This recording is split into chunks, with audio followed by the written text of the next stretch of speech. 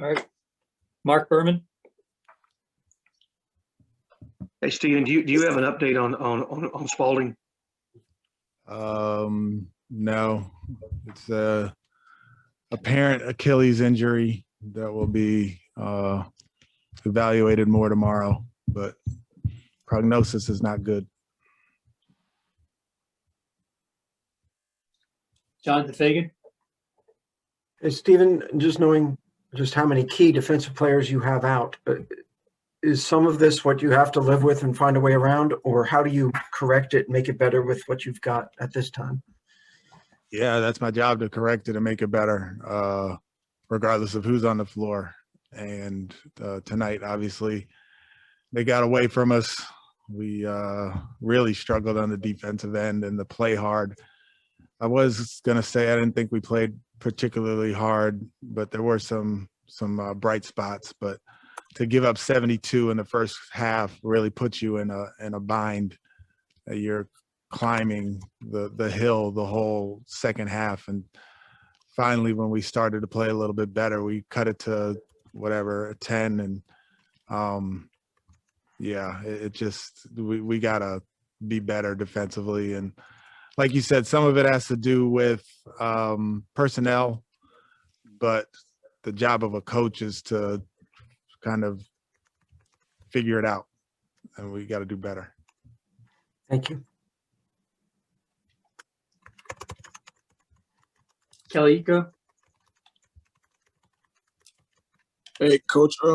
You talked about bright spots. Is that kind of the whole thing about this whole 6-game streak, the losing streak? Obviously the defense hasn't been great, but there are things to look forward to, like Tate's progression. Daniel House had a pretty good game coming back. David's game today. Is that kind of going to be the most important thing as you keep these games going before everyone comes back? Yeah, I mean, obviously you want those guys to progress and improve and have good games and play well. But it's a lot better for them to play well in the context of winning basketball. So doing things that can help the team win. Not saying that they're not at all, because they are doing things that are winning plays and making winning plays and doing winning things. But it's disappointing to lose, and to lose 6 in a row, regardless of as many guys as we've had out in this stretch. Zach Allen. Hey, Coach. Speaking of defense earlier, how did you like the one-on-one progression between Russell Westbrook and Daniel House? And Coach, what do you tell this team after the 6 losses and the optimism through all the injuries? What do you tell this team? What's the message for this team going forward, Coach? Yeah, the one-on-one, I didn't really even kind of get into the one-on-one stuff. It's more the team stuff. And when we got to our switching, we tried to do our best as far as keeping guys in front of us and not allowing them to draw help. That's what was happening. They were drawing help and kicking the three-point shooters or finishing in the paint. I don't know how many.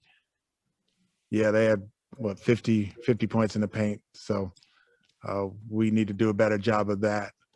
As far as the message to the team, it's staying with it,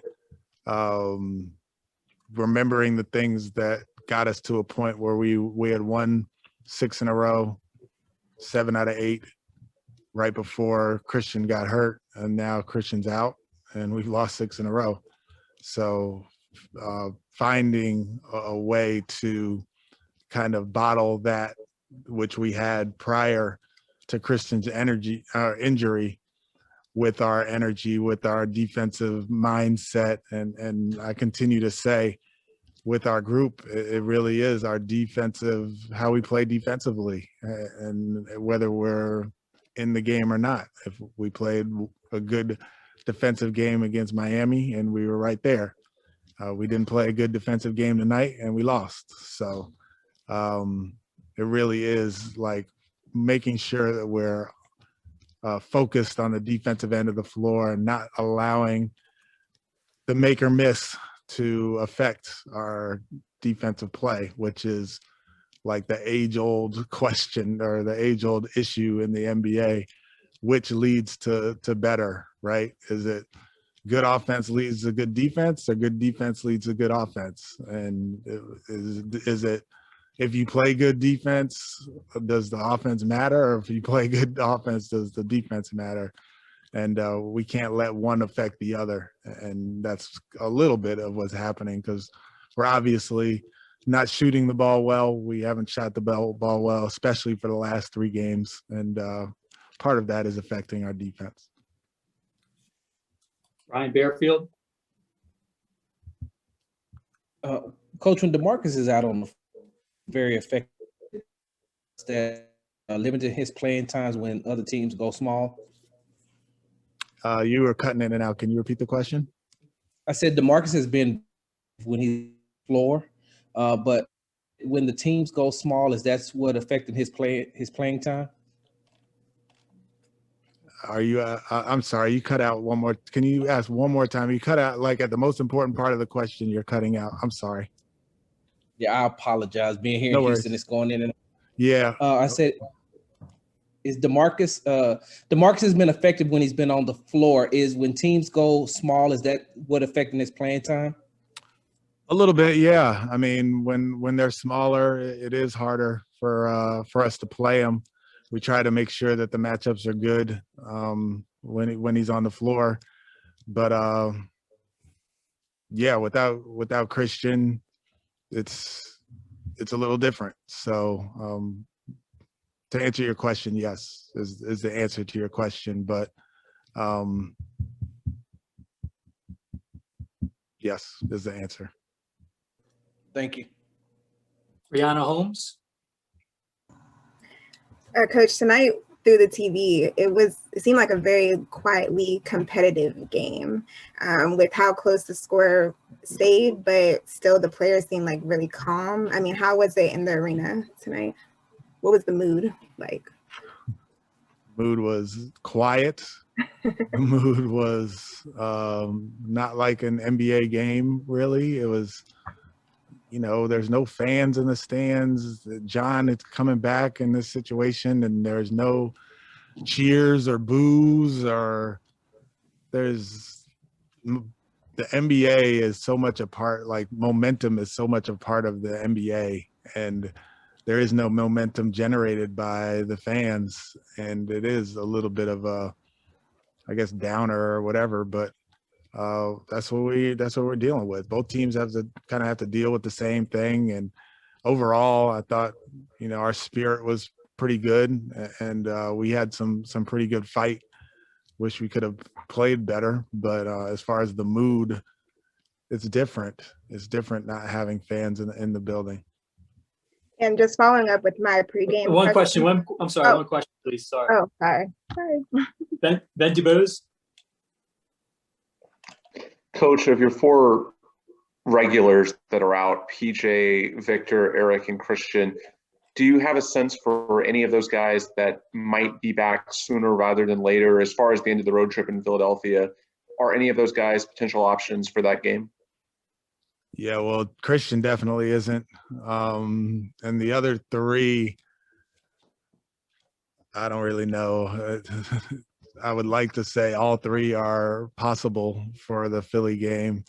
They're all kind of moving in the right direction, but watching them today, watching them work out, it didn't look like all 3 of them were ready for an NBA game. So hopefully tomorrow brings a little bit of health for those guys and we'll be able to play. But the only one who's out right now, I think, is Christian, and Christian will be out for a while, obviously. But the other 3 are still kind of day to day, and I wish that it was I had a better answer for you and a better answer for me, but that's all I got. Our last 2 Good, thank questions. you. Mark Berman. No, Go I'm ahead, good, Mark. Stephen. I was going to ask you about the injuries. I'm fine. Thank you, Sean. Okay. All right. Last question, Dave from Clutch Fans.